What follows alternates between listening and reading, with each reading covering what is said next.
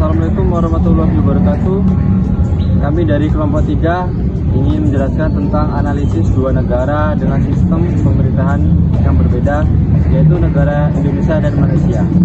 Ini saya akan memperkenalkan diri. Nama saya Nopantoro Dudi Uluyo.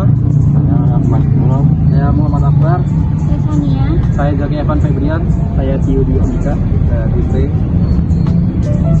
Oke, yang pertama dari negara Indonesia. Ciri-ciri sistem pemerintahan Indonesia yang pertama ada kepala negara dan kepala pemerintahan. Presiden merangkap sebagai kepala negara dan kepala pemerintahan.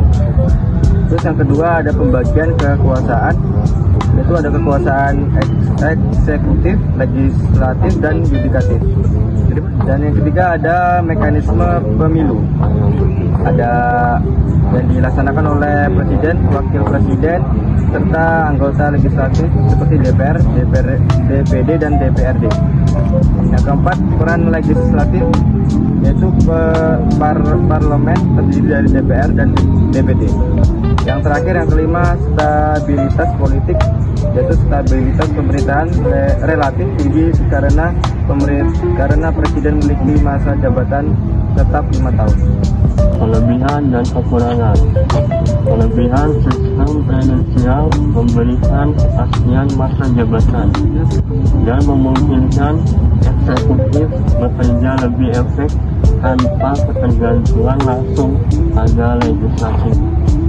Kekurangan, proses pengambilan keputusan bisa terhambat jika presiden dan legislatif berasal dari partai yang berbeda atau memiliki konflik kepentingan.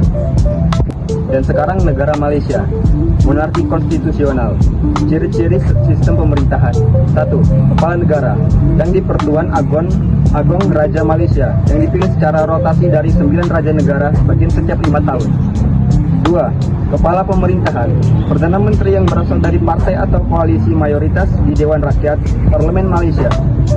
Parlemen bikameral, terdiri dari Dewan Rakyat, Majelis Rendah, dan Dewan Negara Majelis Tinggi. Sistem parlementer, eksekutif sangat bergantung pada dukungan mayoritas legislatif. Dan 5. Dominasi koalisi. Sistem politik Malaysia kerap didominasi oleh koalisi partai besar. Kelebihan dan kekurangan dari pemerintahan Malaysia.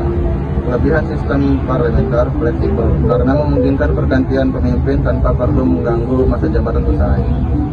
Kekurangan, ketergantungan pada dukungan parlemen dapat menciptakan instabilitas politik, terutama jika terjadi konflik antar partai koalisi. Kesimpulannya, sistem presidensial di Indonesia memberikan stabilitas pemerintahan karena kepala negara memiliki masa jabatan yang tetap. Namun, pengambilan keputusan bisa terhambat oleh konflik antara eksekutif dan legislatif. Sistem parlementer di Malaysia lebih fleksibel dalam mengganti kepala pemerintahan, tetapi ketergantungan pada parlemen dapat menyebabkan instabilitas, terutama dalam kondisi pemerintahan yang rapuh. Meskipun berbeda, kedua sistem pemerintahan ini mencerminkan adaptasi terhadap kondisi sosial, budaya, dan sejarah masing-masing negara tersebut. Selanjutnya yaitu perbandingan utama antara Indonesia dan Malaysia. Indonesia memiliki pemisahan tegas antara eksekutif dan legislatif, sedangkan Malaysia mengandalkan hubungan erat antara keduanya. Sistem presidensial Indonesia lebih stabil, sedangkan sistem parlementer Malaysia lebih dinamis tetapi rawan konflik politik. Kemudian analisis singkat perbandingan sistem pemerintahan Indonesia dan Malaysia. Kedua sistem ini mencerminkan karakteristik sejarah dan budaya masing-masing negara, serta memiliki kelebihan dan tantangan tersendiri. Itulah penjelasan dari kami, dari kelompok 3.